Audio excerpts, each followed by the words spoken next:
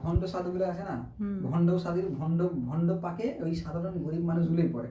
আমিও যদি ভণ্ড সাধু সাজি এমনি করবো, করে বলবো তিলক কেটে বলবো ওম শান্তি, একটা বড় পোস্টার লাগাবো, লাগাই ওখানে তিলক কেটে ঘড়ি লাগায়, হ্যাঁ চোখগুলো তেমনি বড় বড় তোমার নাকি? হ্যাঁ দিদিমণি বলে লাগাই দেবো, তুমি কাজল লাগাই দেবো বড় বড় ওখানে কেন না, ও হ্যাঁ কাজল ভণ্ড সাধু ইয়ে করে তোমার এখানে কি বলে ওই কাঠের মালা, ওই রুদ্রাক্ষর নাকি বলে, রুদ্রাক্ষর রুদ্রাক্ষর মালা, এগুলো 10-12টা এখানে এখানে লাগাই নেবো, যেখানে সেখানে প্যান্ট খুলে লাগাই নেবো, অসুবিধা নেই।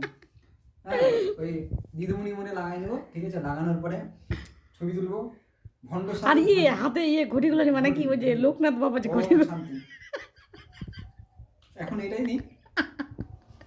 ওম শান্তি, লোকে যাবে না না সত্যি